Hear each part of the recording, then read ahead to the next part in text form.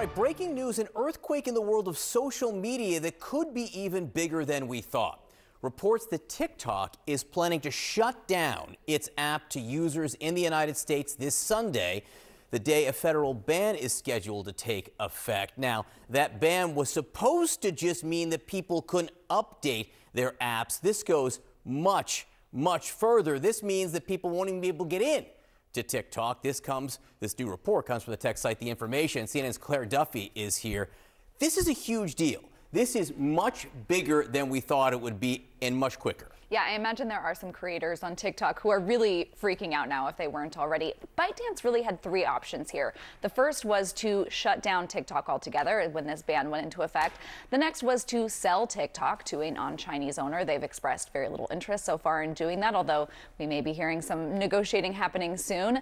And the third option was to essentially do nothing and allow the app stores to ban it, because it was always really the app stores who were on the hook to remove the platform from their app stores. And that's really what we expected, was that people just wouldn't be able to download the app if they got a new phone. They wouldn't be able to update it. But if you had the app on your phone, you would still be able to use it. Now, according to this new report, it sounds like people won't be able to access the app at all. If they go on there, they'll be redirected to a site explaining the ban. Creators may be able to download their data, their old videos, but they won't actually be able to access TikTok. And this may be sort of a negotiating tactic on the part of ByteDance. They obviously are going to have a lot of upset creators, and as they're trying to potentially work out a plan with the new Trump administration, that having lots of angry folks in the United States, 170 million American users, could be a leverage point for ByteDance here. We're already seeing creators move to a number of different alternative apps as people try to figure out sort of what's next. And it's not necessarily the Instagrams and the YouTubes that you would expect. There are a lot of new apps that are cropping up, including Lemon8, which is a ByteDance app like TikTok is, Rednote, which is actually a Chinese-owned app as well, and then Flip, Clapper, Fanbase, a number of these other apps that are also short-form video. Creators can make money. So it'll be really interesting if we do see this ban go into effect, whether any of these ends up being sort of the winner over the mainstream apps that we know of. Yeah, again, this is just such a huge difference from what almost everyone thought this was going to be, which was, you won't be able to put the new app on the phone. It would get a little bit of clunky over weeks or months, but not, I can't get in to watch my cat videos as of Sunday. I mean, I think 170 million people are in for a big surprise. Now, the inauguration is Monday, and as you said, we just don't know how this is going to change or what will play out here. Yeah, it's a really good question, a big question. And again, let's talk about that second option there, that ByteDance could sell TikTok. Yesterday, we are seeing reports from Bloomberg, from the Wall Street Journal, that Chinese officials are now considering Elon Musk as a possible new American owner for at least part of the U.S. operations of TikTok, which is really interesting, right? Because Elon Musk already owns X. He could add to his massive social media portfolio that he already has. TikTok called this report pure fiction, but for a lot of logical reasons, it would make sense why the Chinese would consider Elon Musk, a friendlier American owner than a lot of other folks who have put their hands up to buy this platform.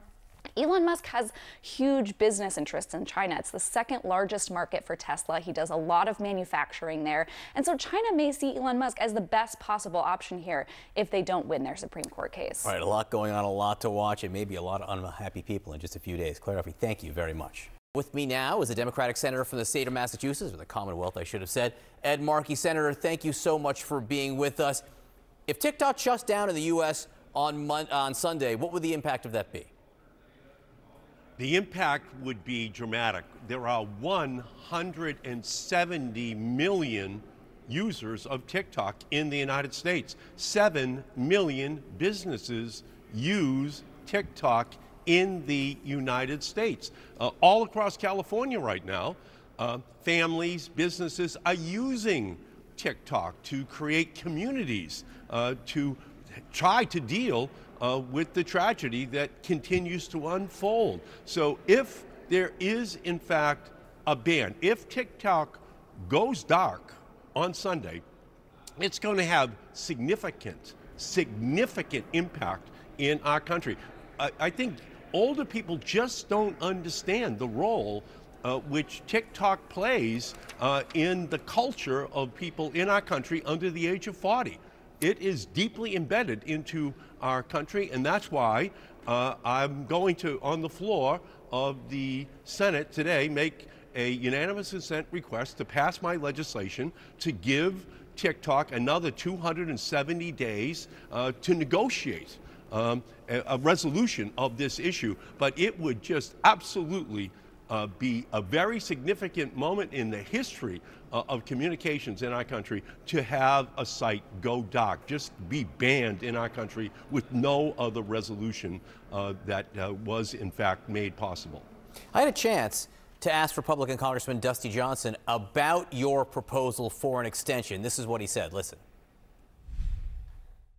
I think it is crazy that we would allow an adversary of the United States to control such a major news outlet. This is not about the content on TikTok. Listen, I get it. People are hungry for their goofy dance videos. There are lots of places they can get that. This is about the fact that we would allow the Chinese Communist Party this kind of access to propaganda channels. We would never have let the Soviet Union buy up the CBS Evening News and the Wall Street Journal. The fact that some are okay with the Chinese Communist Party running TikTok is hard for me to understand. He suggests that you're okay with the Chinese Communist Party running TikTok. The intelligence community produced absolutely no evidence that the Chinese government is compromising this information. It provided no information whatsoever. What we have right now is something completely different. It's a lot more than just cat videos. It's 7 million businesses who use it. It's 170 million Americans who use it every single day, and in many ways very dependent upon it as part of their lives to make a living. There are people in California on Sunday, if this gets cut off, they won't have a way to make a living. They won't have a way to generate income for themselves. That's what we're talking about. We need the Supreme Court to have more time in order to decide this, to create an extension. Donald Trump is asking for an extension for more time so that he can work on this issue as well. That's what my legislation intends on attempting to achieve, and I'm going to do that with Senator Booker and Senator Wyden today. All right, let me just jump in for a little context here. Number one, the Supreme Court in its questioning seemed to indicate they were going to let this congressionally passed law, a bipartisan law, go through, which would mean the ban would go into effect on Sunday. We think that's where the Supreme Court is going. And I just want to point out, there are Republicans who agree with you, but there are plenty of Democrats who agree with Dusty Johnson. This law was passed by a bipartisan majority and signed in both houses, and signed into law, I should say, by President Biden. You said that President Trump has indicated that he doesn't really want TikTok to go away. Have you had any communication with the incoming Trump administration on this? Well, he filed a brief at the Supreme Court, an amicus brief.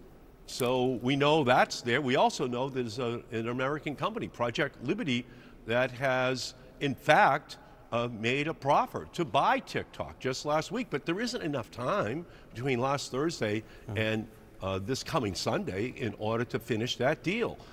So we just need more time. That's what my legislation calls for. Just give them more time to work this out so we don't see harm that is in fact inflicted upon American small businesses and upon individuals in our country. How would you, there's a report that Chinese officials are musing about selling TikTok to Elon Musk. How would you feel about Elon Musk in charge of TikTok?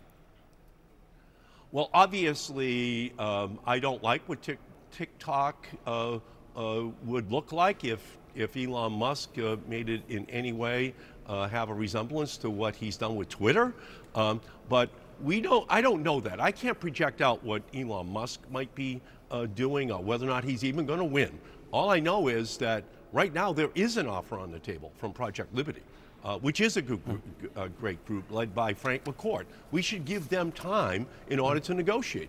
And then we can avoid the harm which is inflicted upon the small businesses. And again, I'm going to say this, especially those in California. Right now, TikTok is an integral part of the economy. People don't understand that. There's 220,000 jobs in our country that are related to TikTok right now. 7 million businesses use it. Let's let that continue. Let's give them the time right now while the negotiations continue. Senator Ed Markey from the Commonwealth of Massachusetts, thank you so much for your time.